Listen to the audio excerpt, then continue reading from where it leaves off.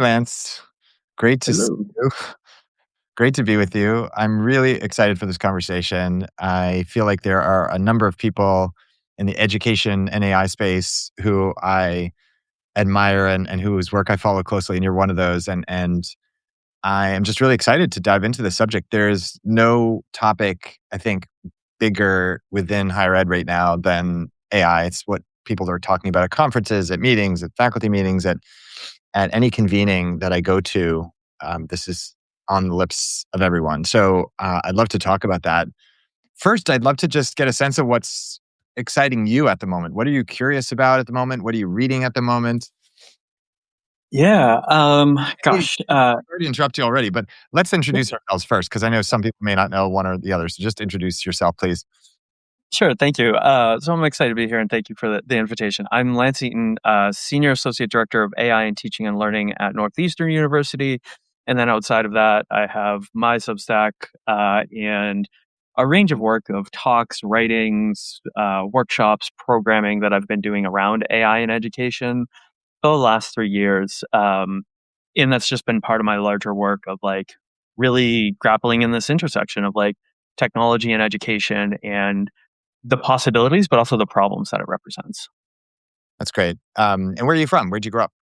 Yeah, I grew up on the North Shore in Massachusetts and lived in the greater Boston area most of my life, and currently now reside just about 100 yards from the Providence, Rhode Island line in Cranston, Rhode Island. Nice. That's great. I'm a Bostonian as well. I grew up in Boston, Brookline. So we share that Yep. in common. I write the Wonder Tools newsletter, and we both, I think, share this passion for finding ways to bridge the gaps that sometimes exist between education and technology and creative Mm. uses of technology by teachers for learning and help. We both, I think, are interested in helping teachers and helping other, people in general make creative use of tech. So I'd love to talk about some of what we're exploring and experimenting with these days. Mm.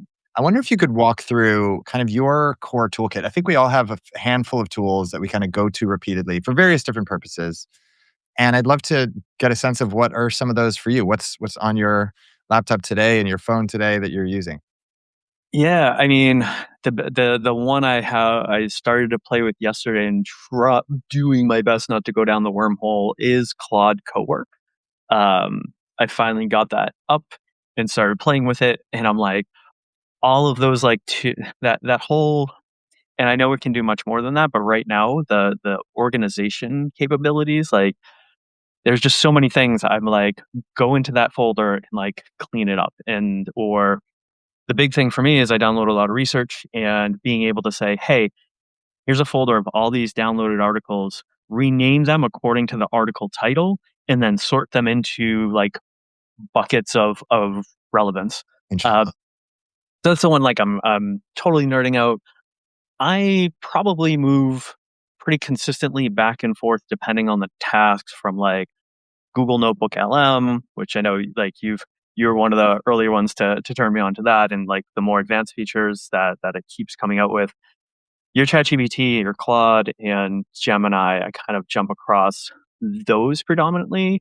Uh, Similarly, because of what's been now more possible, I find myself doing a bit of, dare I say, vibe coding, and I've built out a few programs that I'm like, this is how I want my program. So example, like I built an MP3 music player for my computer because it's like, these are the features I want. These are the things I don't want distractions. I can't stand the iTunes store, blah, blah, blah. So like I've been doing things like that. I created an RSS feed because like all of the ones I've seen out there, you either have to subscribe or, you know, it's unclear the sustainability of the programs, and there are certain things again I wanted in it. So I've done that. I've done now also one for podcasting. So like I've been playing around with how to make new tools, which is not a thing in my history I've done. Like I was playing around with HTML in the, in like the GeoCities days, for those that can remember back in the late Right. 90s. Flashing, But blinking. that's about Site. right, causing seizures everywhere. But this is probably like this is the first time I've really felt like, oh, I can actually do more than I can actually build some stuff. And so I think those are the things. I've been leaning into. I mean, I use Notion for really organizing my notes. Mhm. It's still one of those tools that like I know I could get more out of it, and sometimes it's just overload to try to figure those things out. And so I've just I think there's probably three or four tools like that where I'm like, I know there's more power here, but I haven't been able to unlock it yet. And then there's other places where I'm like, I just want a very simplified tool that meets my exact needs and nothing more. So Yeah, those are the ways I've been playing around. that's really cool. And what about the daily stuff, just like documents, teaching materials, slides, tasks, projects, the kind of core things that you're doing day in as just to get your work done? In terms of like what tools or just what Yeah. that looks like. Yeah, like do you have a kind of tool set that you use for tasks and for making slides or making videos? Because you do a lot of creative work in terms of making presentation, so forth. Yeah, appreciate that. I mean, I think a few months ago, I would have said like I'm almost predominantly, or 4 months ago, I would have said I'm almost predominantly just starting in Google Slides. Um, I think I've been doing two things now pretty consistently, and one is uh, I created my own custom bot to act as a interviewer, particularly around talks. Mhm. And so I'm using it for like conversation to build out different talks and different workshops so that like it's digging into like what is it you're really trying to do and how do you want to say that and like what are the things you're not considering. So it's not there to make the talk, it's there to help me flesh out like what is it I want to cover in this one or what's distinct about this one. And then I have a lot of that text and I'll use the bot then to like take what I've said and start to shape it better again in conversation. So that's a workflow I've been really excited about because I've been a professional writer for over 20 years and I still get challenged by the blank page. Yep. So starting in dialogue is really powerful. Is it a custom GPT, just to be specific, or a Claude Yeah, artifact? yeah. Or Yeah, it's a custom GPT that I've built and I'll continue to tweak as I see different results. But its goal, in as a follow up, I can certainly share like its goal is to like push the conversation and to like ask a deeper question, and then it moves into another phase of like, all right, now that we've got everything, like how do you see this shaping? And like its intention is to not give me the answers, but to really like, is this what you're really trying to say? That's great. Um, so I usually start with that. That starts, that gets me pretty close to a decent script. And then I'm moving into Google Doc to like finesse it. Mhm. And at that point, I'm moving into Google Slides, but I'm also leaning on, I mean, I've tried the Gemini ability to create the slides. Mm. It's still not there for, it's still not there for my vision or like how I think about the flow in the kind of rhythm of slides. But now that I have the text, then I can start plotting it out. And usually I'm working with Google Slides and they're just much better with their I don't like the I don't like the framing that like beautify this slide, which means that they have it on every slide. So I'm just like, there's some of my slides that don't need beautifying. Stop that. Google. Stop shaming me, Google. But I mean, I really do like that because it's again, I can click on it and it can give me a flavor and I can decide in that moment like it's not getting it, or maybe it helps me know like it helps me decide whether it is what I want or what it's not what I want. And that for me is a really, I think that's one of the better things we do. Some folks don't appreciate about it is like I don't want to treat it like an answering machine, Mhm. but it does give me something to work against, and Yeah. that's really helpful, right? Like it can be like, oh, like yes, it made it. I'm like, but that's not really my style. Right. Oh, I could be more tuned to like what it is I need or want in that moment. Right. By reacting to something that's not working, you kind of identify, oh, yeah, actually, what I do need is a bold, Yeah. clear image of this. Here's what I want to do. And you kind of react to Yeah. create something better. Interestingly, just as an aside, I've been testing Keynote is now part of the new Apple Creative Studio that they've just started Mm, uh, rolling out as a subscription service. And Keynote now also does that, allows you to sort of beautify a slide. You can also create the slide from text, like just put in a mm, prompt and have it create slides, which works somewhat unevenly so far. But yep. beautifying the slide is kind of interesting because it'll say, hey, this should be a little Mm, bit larger.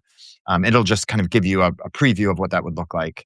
And now PowerPoint, you can use Claude with PowerPoint too. So it's interesting how the slide kind of space is Mm. benefiting from AI, but not quite there yet, I think, as you pointed out. A lot of the default stuff that you generate, whether it's Gamma, Beautiful.ai, Canva, any of the tools that Mhm. now generate slides, to me, they're still, in many cases, generating kind of conventional bullet point style, typical Mhm. slides. There's one exception I found, which was when I used Gamma with Nano Banana Pro enabled. It's one of the sort of features. Ooh. It creates, Yep. sort of uses Gamma's intelligence in terms of structuring the slide deck, and Mm. but it uses the Nano Banana Pro to design actually more appealing visuals. So that was kind of a Mm. nice combination. But then, of course, you can't edit the individual slides in some cases if there's text Yep. that's rendered as images. So anyway, the space is still in development. And then just in terms of recording, because you record videos, do you have any Mm. tools for that, or do you just use kind of a simple workflow? Uh, I that's where I am like I am at this point. I guess I would call it old school, like ScreenPal, Mhm. which used to be Screencast-O-Matic, Right. is my go-to because it's just. Um, I remember when I first came across it, and like I remember working with faculty, and like this is like the late 2000s, early 2010s, and like if you wanted them to do video and have some video editing abilities, like you had like Camtasia and like you had these things that I would describe are just tanks. Like you're inundated with choices. And like what we needed is a car. And I just remember using Screencast-O-Matic with somebody who was um, later in their career who didn't consider themselves tech savvy. And like the next day she's sending me a like, I made a half-hour video doing blah blah blah, and I was just like, great, like because it's just that simple, and I'm good with that. So I largely have been doing that with a slide deck. Like I don't. I think that's another area where I'm like I want to play around, and I've played a little bit with some of the like AI created video stuff. Mhm. Again, I there's a part of this, and I think I've seen this with educators, and I think this is something that's going to show up in this space as a whole. And in there's ways it already is like there's something about the imperfect human piece that might have more appeal. And even before AI, I remember working with faculty who were making videos, and they would get, rightfully so, they want it to be perfect. They want, they are professionals, and they want to present that. And I would encourage them, like, it's okay if you have a couple ums. Like you're human, and Yeah, especially if it's an asynchronous course, that comes across of yeah. if you're stumbling, if you're hesitating.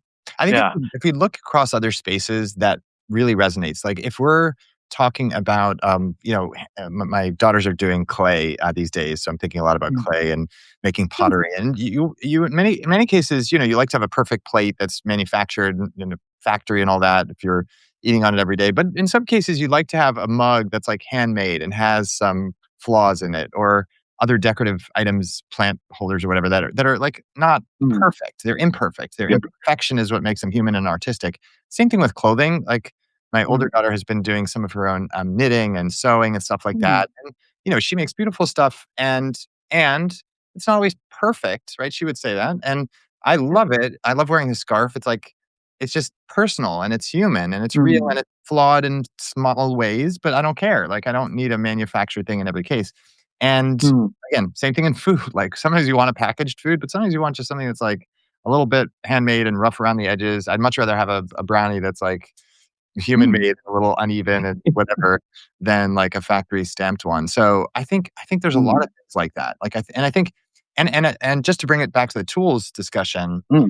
testing a really interesting tool now called OK Human. I don't know if you've seen this. Ooh. Kind of No. a reverse of an image, sorry, of an AI checker. So it checks that you're human. Mhm. And Uh, basically it sits on your computer, and when you're typing, it's sort of you can stamp and saying like, it's a stamp that says, "I actually typed this," and it listens to the mm. microphone, but hears the typing, and it knows what human typing sounds like as compared with copy typing, right? Which is when you're Yep. just copying something from a screen, or when you're just copying and pasting something. So you can have a little stamp on your material. It says Yep. like, "Hey, I wrote this, and here's the verification. Here's how much time I spent on it. Here's the parts that I actually wrote, in case you do, bring in a quote or something from someone else." And you can put that on your piece if you want to, or you don't Mhm. have to. You can, keep it private, or you can make it public. And it's interesting to me that there's a necessity for that, right? But I think there is, as you're pointing out, like Mhm. there is kind of going to be. this need for people to say like, "Hey, I actually made this and it's not AI."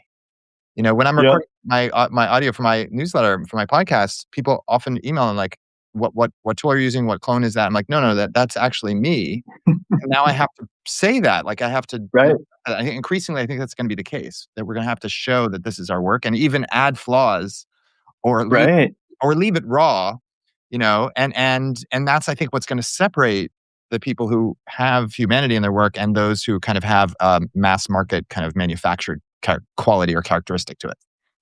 Yeah, my mind goes in two places. I feel like that there's truth in that, and my mind immediately went to and how easy that will start to be gamed. Because like my mind went to like if I want to be a bad actor, I'm gonna hire somebody for like pennies on the dollar, a mechanical Turk, and tell them go open this program and type out this thing, right? Like that's my mind goes there because that's the world we live in. So there's that piece, and then it also reminded me of like I've had some of these really sweet, amusing conversations with faculty in the different talks where like there's this moment of like I have this and this realization of like or this longing. They're like I long for the days when the paper submitted had like grammatical errors and like they were off topic and they weren't these like 10-page like overly wordy complicated and like right like there's that interesting piece of like oh did we might not have realized how good we had it. Right, right, right, right. There's something nice and authentic about the pre-AI era, right? We're gonna look Mm, back, I think, with sentimentality and fondness for the mm, period of time in which we could look at something and say, "Wow, a human drew that. A human took that picture. That's an amazing animal doing something unusual that really happened. It's not bunnies mm, on a trampoline that were AI generated. It's actually." Or we don't even have that 10% wondering whether some of it was AI generated. This mhm, really did wear that clothing or really did say that thing or really did do that thing. It's an interesting kind of nostalgia I think we're going to have, and already we can see that. mm. I wanna shift gears because 'cause you've done some Yeah. amazing work, I think, that has been so valuable in terms of gathering statements about AI. We're talking about Mm, AI and verification, all that. Or, what have been a couple things that have either surprised you or maybe are counterintuitive about how faculty and teachers of various kinds are interacting with students with regard to AI. Like, there's, I think, mm, dozens, if not hundreds of statements that you've compiled, right? And you've done a lot of these conversations with different faculty members in all different domains, right? So what are a couple of things that have surprised you or a couple of, like, counterintuitive or non-intuitive things that you've learned from that? yeah. So the resource is this repository of AI syllabi statements, and yeah, there's probably at this point over 200 of them, and I just like right out of the gate in January 2023 I just started to do a call being like, you got an AI policy in your syllabus? Like share it, let other people see it, like help other people figure this out because we're all figuring it out and continuing to figure it out. So that's been really cool to just like see that. I think what I've been interested in is seeing some of the nuance, seeing some of the changes, particularly because when people submit that, there's a option of like, is this new or is this a revised? So like there's some interesting history to start to look at between like new ones that are the first time they've been entered versus the ones that like, here's what it looked like 2 years ago. Here's what it looks like today. Um, By the way, I just wanna point people to, yeah, if you're interested in what yeah, I'm talking about right now, what we're talking about, which is syllabi policies, how are teachers, communicating with students about what AI use is mm, acceptable, et cetera. Lance has on his, Substack, which is AI plus education equals simplified, which is a great Substack if you're interested in any of these topics.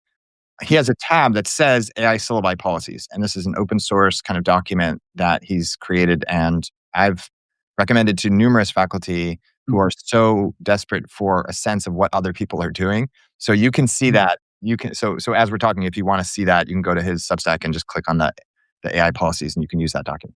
Sorry, go ahead. Yeah, no, thank you for the directing into that. So, I mean, I think what's interesting to me is it's like everything everywhere all at once of on the one hand, like I've seen people from very early on tackle this head on, get into the trenches to start to figure it out, to start to play with it, to start to understand where it works and where it doesn't. Um, and like I do probably at this point between like probably about, somewhere between 30 to 50 talks, workshops a year. And I'm still getting requests from institutions for like the 101. Mhm. And I think what's interesting about that is like we're 3 years in, and this is the thing that worries me, is we're 3 years in, and I realize we're all at different places. We all have different relationships with AI, but AI itself has become ubiquitous, and the like we have students who have been graduating college now without any real significant or consistent or coherent like critical exploration of that. Mm. And that critical exploration is both understanding all of the problems it represents, all of the problems it potentially has for us, and also exploring like the opportunities, the ways that it shows up in the real world, the way that it shows up in in people's work. And so I think it still surprises me that that's still happening, Mm. um, because it just there's a growing if there's been a long term thread of like the irrelevance of higher education, and like this feeds that. Like this is one of those like perfect examples. Like I know there's nuanced, deep conversations going on, and we still have many schools that haven't even figured out a policy or haven't figured out a way to think about how's it going to show up in their education. And that's the thing that like, ugh, like I worry about for higher education as a whole, given especially the last uh, 16 months and the ways it's been having to navigate a lot of political stuff, a lot of funding issues, and all of that. What are a couple? I mean, obviously, it's a systemic problem. But what are two or three reasons from your perspective? Is it just institutional bureaucracy? Is it just status quo bias? Is it there's too many different kinds of technology that have happened over time that have burdened people? Yeah, I mean, I think one, and I don't think it doesn't. I've been saying this from the beginning. I don't think it gets acknowledged enough. Is like this happened right on the heels of the like we were coming back to, and I'm going to put this in air quotes, like whatever a normal semester is from the pandemic, and it hit right then. And we don't remember that the pandemic, uh, every semester was for many faculty on many campuses. It was just like we have a new format for you. Like, first was we're switching to remote like mid semester. The next was we're going to be remote all semester for some. Mhm. Um, then we were in like these hybrid phases, and the hybrid phases kept changing. So like that's faculty having to like rethink, restructure all of their courses like repeatedly over several years, And learn two and then new teaching modalities, right? Like learn to right, present yourself online, learn to figure out how to yeah, hybrid juggle someone in the room and online, like multiple different kinds of things, multiple different kinds right. of tools as well. And the assumptions with that, right? Like the assumptions with that, just like with our students, is like you have a curate, like we're both in good situations where we can have a curated space where we can like do this work. But two thirds of faculty are adjuncts, and many of them are, a good portion of them, a good portion of many faculty are in like the assumptions about what they have for space in order to do synchronous. I think we don't understand that. So there's all of that happening. And then as things started to look like, oh, there might be a little stability here, AI comes, and like for 20 years we have been, or probably longer, working with faculty to say, you need that perfect alignment. You need your learning outcomes to align with your assessments, and your assessments to align with your learning materials. Mhm. And AI came and like one, if you do that well, then your course is a deeply intricate web in which everything is related. Mhm. But AI comes and like in some ways obliterates the way we do assessments, which means everything else also has to be changed. Mhm. So Yeah. that's a lot. So like that's one piece. The other piece is like higher ed has just been taking a beating. Again, I'll speak particularly nationally in the United States, like it has been taking a beating politically. Uh, there was what was going on in 2024 in terms of presidents being hauled in front of Congress Yeah. in regardless of wherever anybody stands on that, like the implications, the fallout from that was felt. You have the Trump administration that came in, and it's like, I mean, in the first few weeks, at one point was like, there's no funding coming from. I, I forget which, like, for a very short period they had claimed they were shutting off like all sorts of funding, Yeah. and like those types of antics have continued for the last year and a half.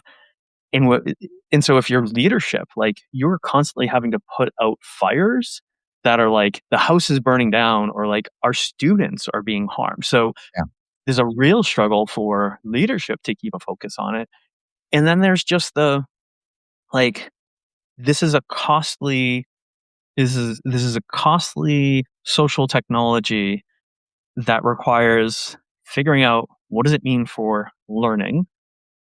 If we can figure out what it means for learning, what is it like, how do we then move forward? Because you can have a policy and that's important, but if you don't have a tool, it doesn't really matter, right? Like if you're saying, okay, this is how we're going to do it, if you don't have a tool, then everybody's trying to use their own, and like that's an introduction of all sorts of inequities of the person who's using like the frontier high paid model, and the student who gets like a limited amount on like the free version.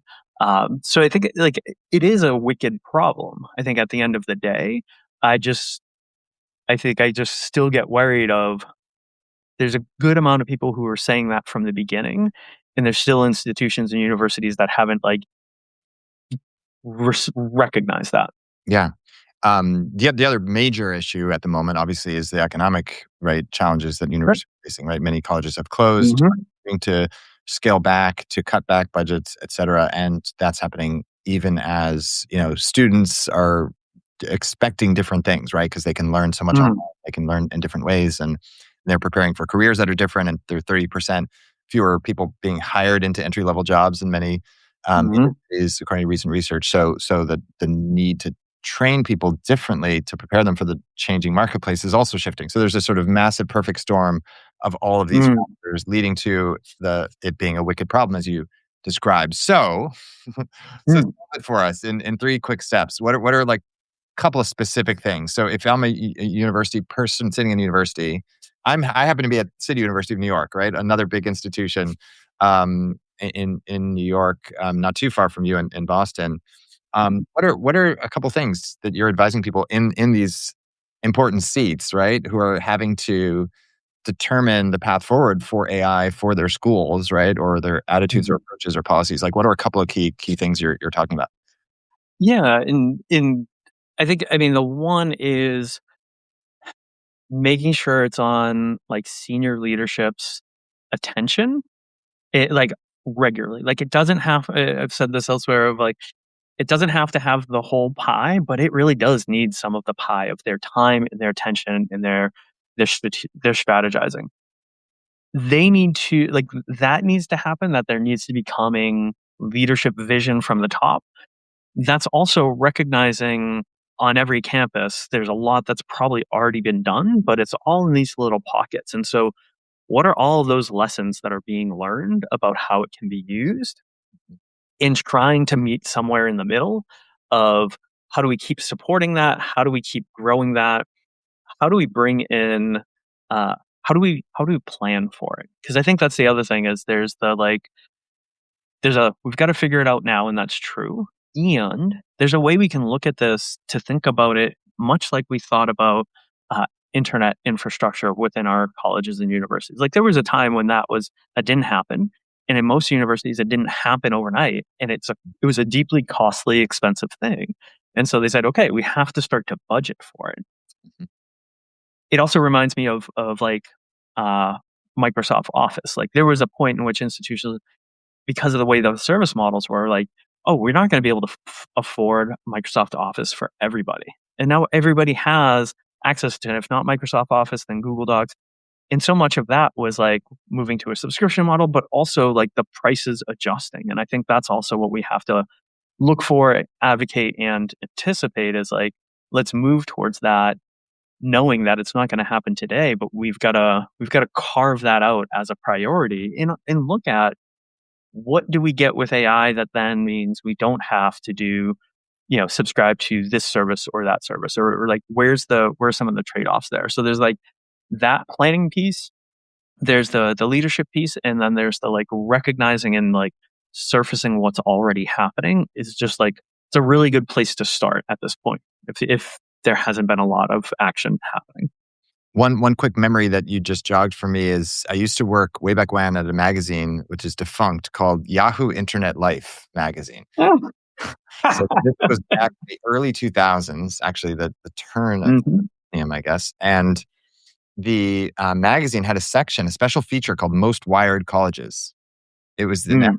by the editorial team to basically kind of have an alternative, a digital alternative to the best colleges, US News and World Report. So we would go and look Mm. at different colleges and how wired they were. Could you get access to the internet in your dorm room?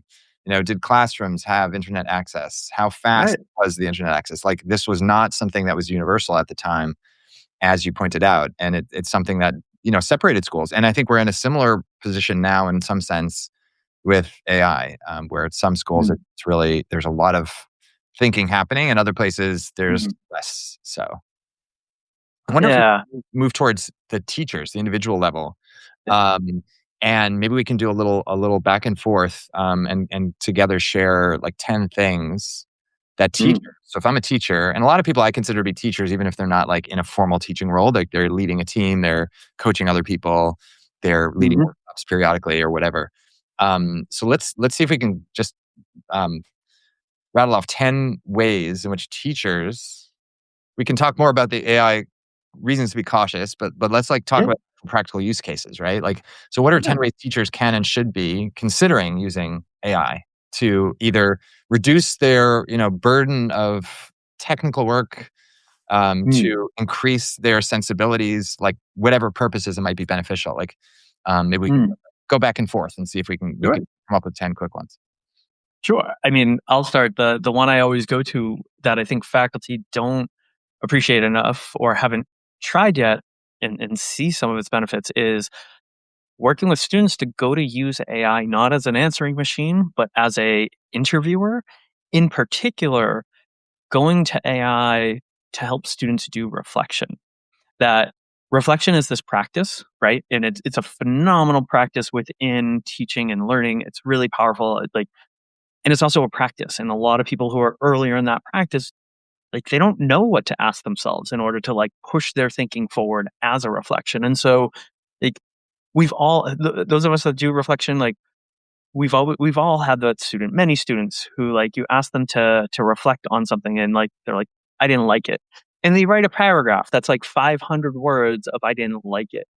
And imagine the intervention of doing your reflection with an AI with an appropriate prompt or a customized chatbot that when you say I didn't like it, it starts to probe. It starts to ask those deeper questions. The student is reflecting in this like one person dialogue with the AI. And it does two things there. First of all, the blank white screen still gets us. The dialogue allows them to feel like more direction or help them figure out direction. And then the questions that the AI like ask help them, like it demonstrates to them like, oh, these might be the things I ask myself when I'm trying to like reflect on something, or just that as a pattern of thinking about things. So that's my one is reflection. Right. Yeah, yeah. Sparking more student reflection, and on a macro and micro level has benefits, right? The micro level is on this occasion, the piece of writing about a book or whatever material goes from I didn't like it to like, here's some observations I have about ways in which it surprised me or disappointed me, and the language and the topic and the sentiment, et cetera. And a macro lesson I'm taking from that, from your point, is that this also helps with the skill, right? The skill, Hmm. meta skill of kind of understanding what reflection is and how to do it. And maybe next time I can do that, some of that myself, right? Without Hmm. the AI's assistance. So that's number one. That's a great one. Number two for me is for us as instructors, as faculty, syllabus. So Hmm. the syllabus to me is one document that most of us, I'm going to generalize here because I'm sure some phenomenal syllabi out there that are just really gorgeous and meaningful and engaging and inclusive and have all of the great characteristics of a great syllabi, great syllabus. But in my experience, seeing a lot of syllabi at various different schools and various different kinds of classes at various different levels of education, they often leave something to be desired. They're either dull, They're not complete. They don't answer the questions students have. They're visually dull.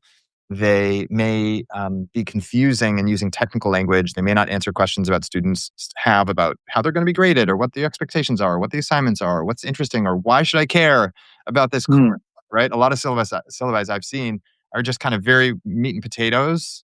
mm, But like the student coming to the subject for the first time might be like, why am I taking this subject? Like, what is the point of this? How does this fit into my life? Or yeah. why should I care? Or how does this matter to me? Or how does this fit into what else I've been learning?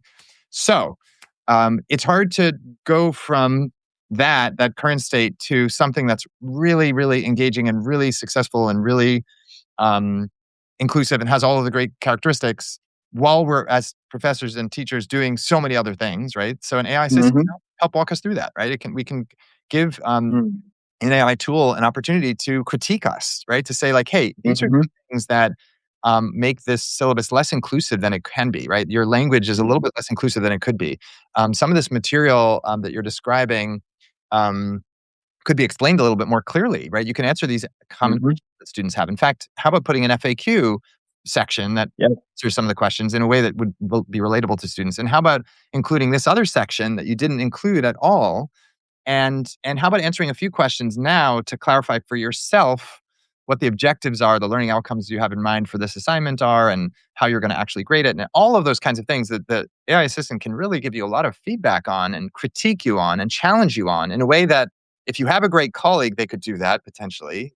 But in Mm, many of our cases, we don't always have colleagues at our side who can critique everything we're doing. And so this is an objective, independent, instant, constructive way to critique and therefore improve your material to better serve your students, right? And mm, it's not writing the syllabus for you. I think we both share that yeah, perspective. It's definitely not doing that for you. It's instead critiquing you so you can be better yourself. You can be your fullest mhm, self, even though you may not have 10 hours to do this from scratch or to hire a professional person to help you with it. So that's my number two. mm. I don't know if this is number 3 or like 2A, but to that, I would add, another layer is the helping having AI helping you with the visual layout. Because Yeah. there's the content, right? There's content in this presentation, and that leads me into really kind of 3, which is the like turning that to a graphic syllabus. So there's this great book called The Graphic Syllabus by, I wanna say, Kate Nilsson. Came out, I don't know, late 2000s, early 2010s, and it's about, like, how do you do that? Now, like, one of the courses I teach is comics, so it's, like, perfect, but over the years, I've just really thought about, like, how do we make this a reading experience? And Eric Curtis, who I think does Control Alt Curriculum, he has a really good newsletter, and probably about 2 months ago, he was making small using the new Nano Banana and I think Notebook LM. He was making graphic novels, Mm. like or comics, right? He was making these like 16 to 20 page comics, and like in my mind, like next time I'm doing a class, like that's what I want to use that to build out the syllabus to then be able to like have this really visual, interesting thing that I'll also be able to with AI just have better alt text for to Yeah. make sure that is accessible as well. Yeah. So I guess I would call I feel like that's 3. That's great. That's great. So far we have reflection, right? Helping spark student Mm, reflection. Two yeah. is helping strengthen our syllabi by giving us critique of that.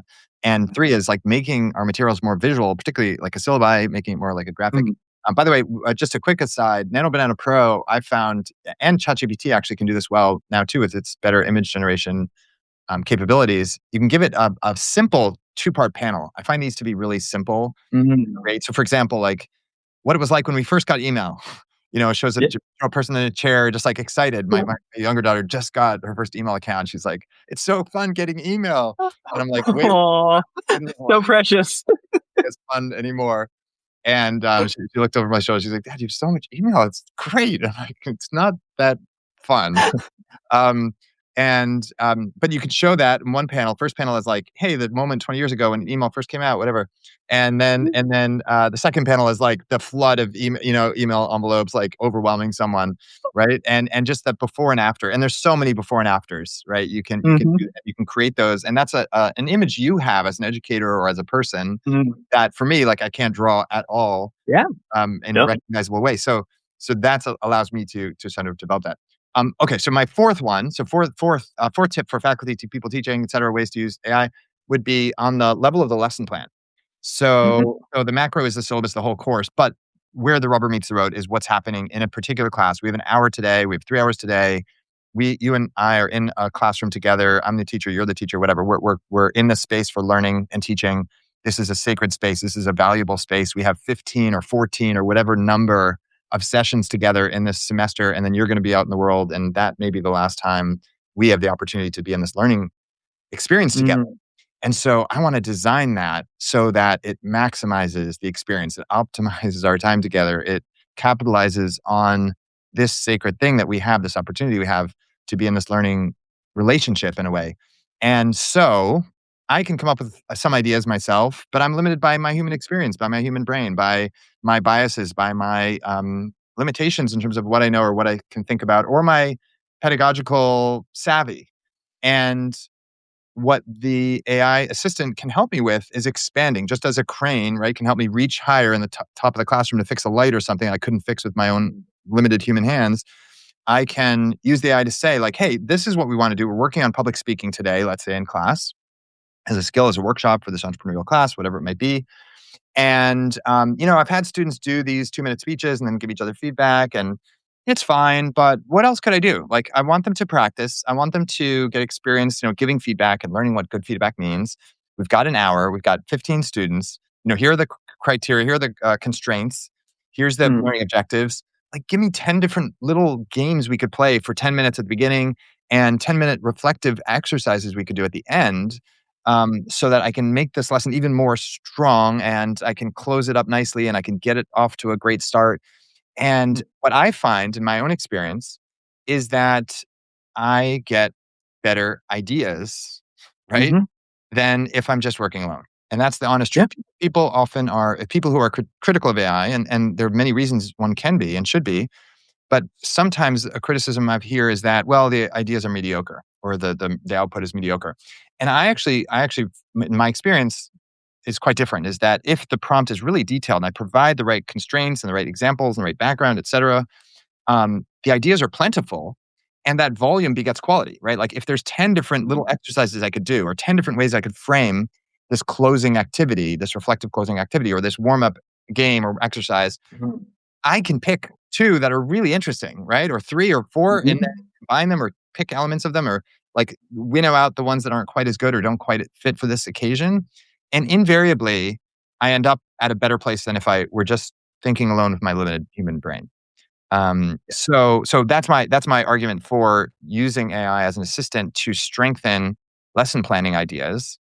And again, not replacing my own thinking, but augmenting it, extending it, stretching Mhm. past my biases and limitations. What's your Mhm. answer to that, or what's your thought? Or I mean, I love that. I think that, like, that makes a lot of sense, and I think that's the I again, I think this is I was we I think there's a portion of the discourse that's stuck in the trap, and I understand why, of just looking at AI through a deficit lens. Like, there's a lot to be critical about, but I think being trapped in that means, and what I see is a lot of people immediately associating it with cheating, immediately associating it with those negative things. And I'm not saying to ignore those things, but we miss these types of opportunities where I do think like, it's always like, I'm not always going to have another human around me. And like, I am regularly in collaboration with many amazing people. And sometimes I'm stuck on things. And this is something that, like, this is a thing that can help me get unstuck. Um, I will move on to, I guess this is 4 or 5. this is 5. This is 5. So my 5th is, and this is for people that are uncertain, for people that are critical. it's a hard thing to hear, but I think it's incredibly important for educators to play with AI and play with it until it does something that surprises you, that excites you, that you're like, I could use that. And I'm not saying you then have to use that, but I think there's an importance of understanding for some people the ways this meaningfully unlocks different ways of existing or different things that they feel more empowered to do.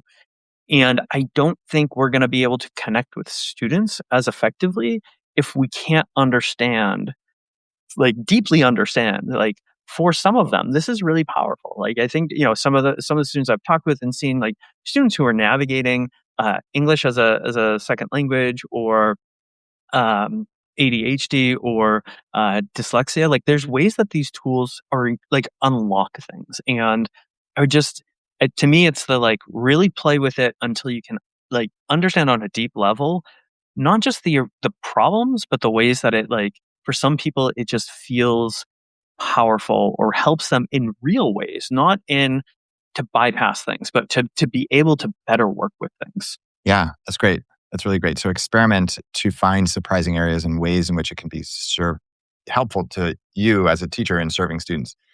So we've got Mm, so far, we've got the reflection, sparking reflection among students. We've got syllabus, improve syllabi by kind of getting critiques that are helpful and constructive and specific. Three, adding visuals to syllabi, doing graphic kind of syllabi, doing other kinds of visuals that engage people. For lesson planning, like make the individual sessions that we're doing more engaging, more lively, more useful, more relevant, more inclusive, etc. Five, like using AI to surprise us, to like give us ways of serving students in ways that we might not have fully thought of. Six, I'm going to go to the kind of in breaking it down. I went from syllabus to lesson plan. I'm going to go to the individual pieces, the little building blocks mm, of an activity that could mean mm, helping me create a case study, like to use as an example, so I can have students role play, or helping me come up with a really good analogy for some complicated mhm, concept that we're talking about in the realm of entrepreneurial journalism or whatever it might be, mm, helping me come up with a few historical anecdotes that I can draw on. Of course, ensuring that those are accurate. So I have to do the work of the validation and verification, but it can help me. And sometimes, by the way, this is an internal search, not an external mm, search. So, brief digression just to clarify what I mean by that. Sometimes I'm looking out in Perplexity or Google or whatever your tool of choice is, right? Or Consensus if you're looking in the literature of kind of peer reviewed publications. But in many cases, the search you want to do is your own notes. So that's external search, right? But the mhm, internal search for me is often really valuable because I have tons of documents and notes and past examples and lesson plans. I just can't remember all of it now at this point. I'm getting old. mhm, I can't remember what we did. 3 years ago, we had a good session and we used this example and I brought up this anecdote and I referenced it in one of my slides, but now I can't remember the details of that anecdote. So now I mm, could go into Notebook LM, let's say. I use another tool mhm, called lazy.so, similar kind of personal knowledge management tools. People have their own preference, whatever your tool of choice might be, you can now kind of query that and say like, "Hey, I'm mm, working on this session. I want to tell an anecdote about how this previous era relates to the current era." For example, like the car, cars used to have levers before they had steering mm, wheels. Who would have thought, yep, right? And, just like now, we don't have necessarily the final interface for AI. Maybe I want a historical anecdote to convey that. So I can pull up mm, and find that. And again, the goal is of using AI in this context, strengthening the engagement, the learning experience, mhm, to improve the quality of learning, to help us reach our learning outcome. It's not a tool for tool's sake. It's not for whiz bang special effects. It's so mm, that the quality of the teaching experience is better. We are closer to the learning outcome. We have more enjoyment and joy and fun in the classroom. It's also reducing the burden for me. So instead of spending an hour trying to look at this one anecdote and banging my head against the wall, because like, where is it? When did I put that? The AI assistant can say, "Oh yeah, you actually did this. Here's what the anecdote was." And I can say, "Oh yeah, that's right. That's what I want to use." mm. So AI assistants can help us at that micro level of like strengthening the bits and pieces, the blocks that make up our teaching. Yeah. My addendum to that is another way is within that is um, developing bad examples, Yes. and like we it is a time honored tradition for us to ask our students, like, I really loved your piece. Can I use it as an example next time around? We're never ever going to, nor should we ask a student like, this was a really horrible thing. Can I use it as a bad example going forward? But like bad examples are as good as good examples in terms of like what students can glean and understand like where they're aspiring to. So I wanted to throw in that as another like curated piece. I think the another way that I mean I see this is information, and I say it's information because it isn't universal yet. But I know ChatGPT has it. I believe Boodlebox has it where you can bring another person into the chat. Mm, Um, and so you and I can be on a single thread with an AI.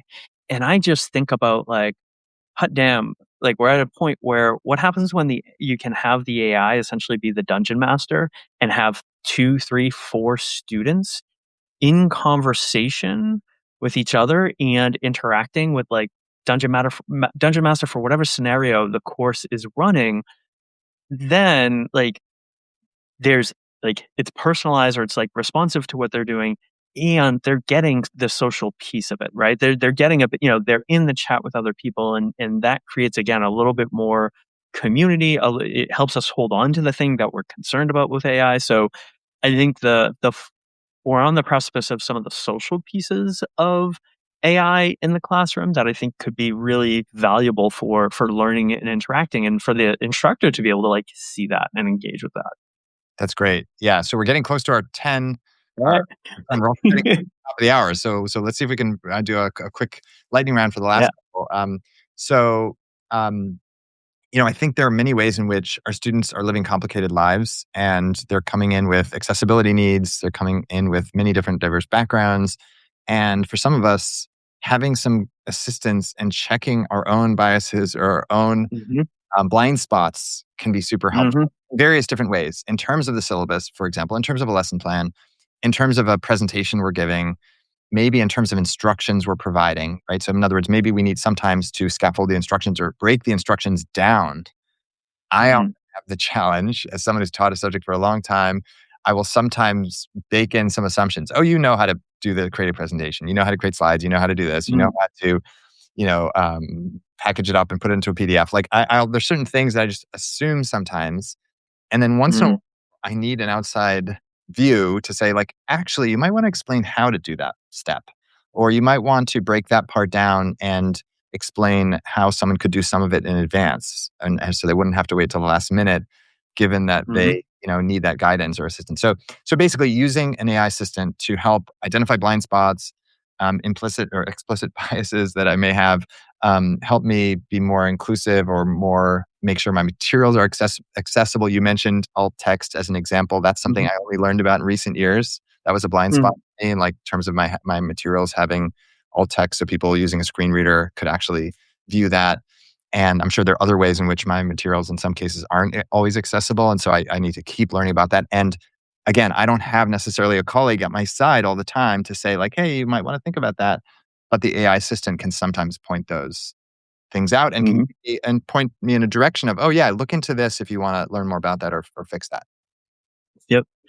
Uh, I will add, and this is, I want to put caveats around this, like specific context when you are working with a safe environment, meaning it's protected, private, privacy is secured, is using student feedback to get a global understanding and consideration. So, we often get that at the end of the semester. We may, as a practice for me, I'm usually trying to ask it like every quarter of a course, um, and letting people know, like I'll de-anonymize it, and also I'm using a institutional tool that has been okayed for and all of that, but using that to just like what's going on here, and here's my course, like what are some things that I'm not seeing, or what are some assumptions I'm making or missing? What are some ways I might, redirect the course or figure out how to move forward from it?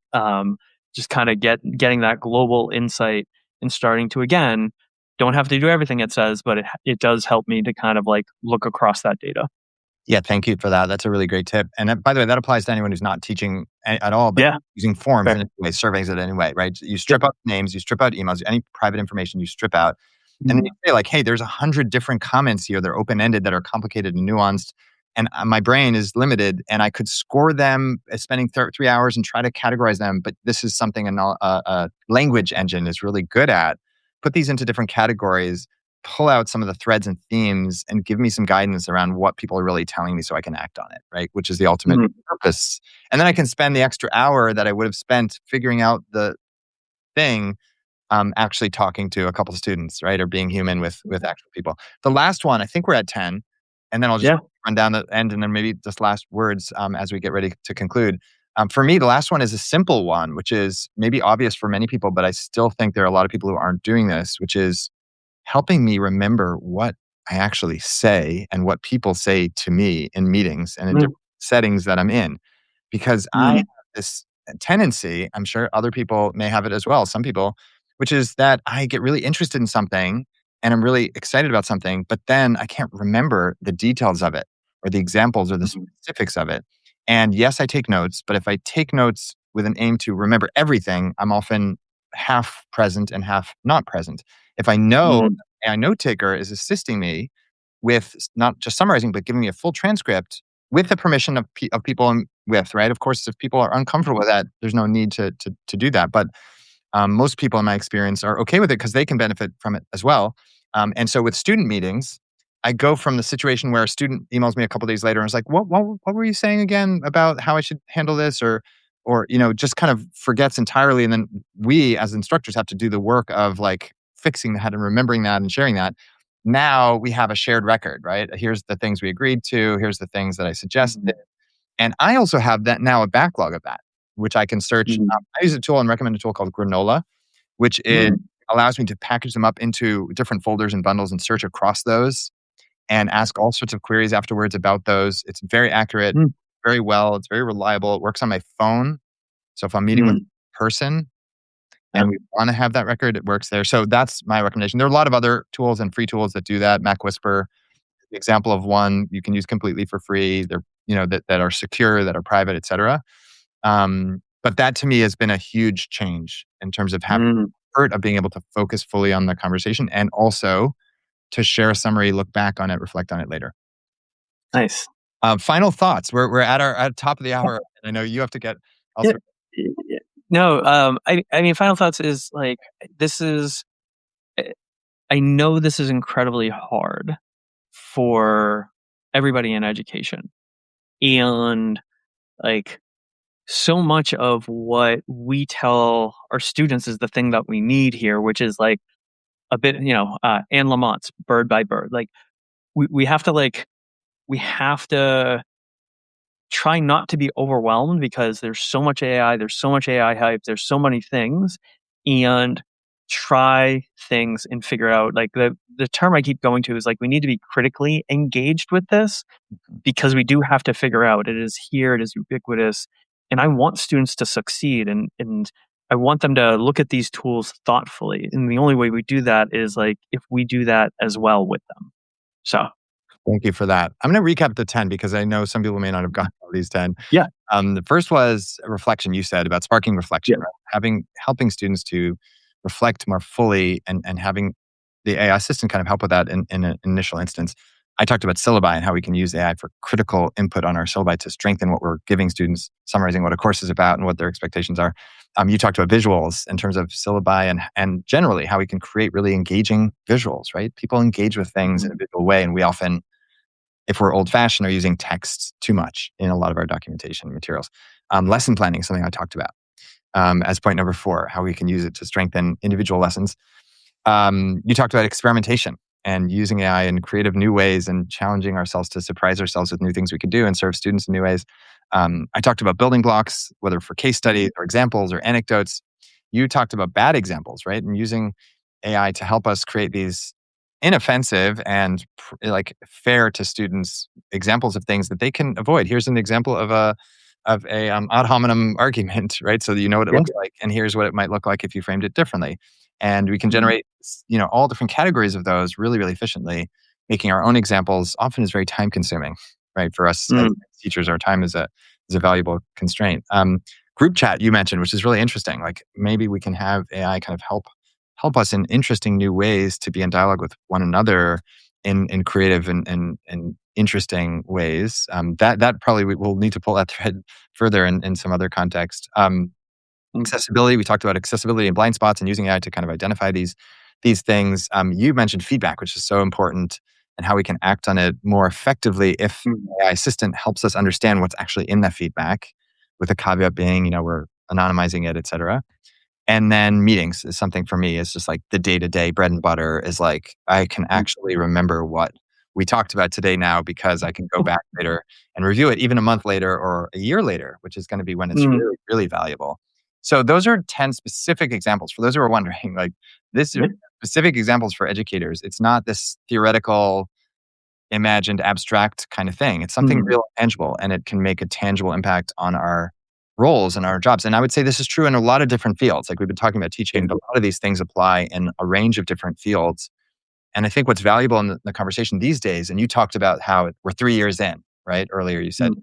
I think what's valuable 3 years in is to get into these nuances, to get into these detailed Mhm. use cases, and to get into the limitations and the constraints and the ethical concerns that people have, and to move the conversation to that grounded like specificity level, as Yep. opposed to the extremist kind of conversation that still sometimes happens, which is, Mm. in my view, kind of a little bit less fruitful. So Yeah. thank you so much. I have really enjoyed getting a chance to learn from you, to speak to you. I'd love to collaborate with you more in the future. And thank you for bringing together all of these materials that you share. For again, for people who haven't seen AI in Education Simplified, Lance's Substack, there's a great tab for prompts. You can get really Mm. specific ideas for prompts. There's the still open syllabi collection. You have other materials. You've generally been so generous in terms of sharing your materials, which I really appreciate. And I know a lot of educators appreciate, because many educators don't know where to turn to, and you give them a Well, place to look for that. mhm. So I really appreciate that, and I'm excited to continue learning from you and to see you as like a parallel person working in this field, that I can look to for inspiration as well. So and Mm. if people haven't seen our sites, I guess they're linked here, Wonder Tools and AI plus Education Simplified. And I don't know, if do you have time for questions? We don't seem to have many questions on these Substack lives.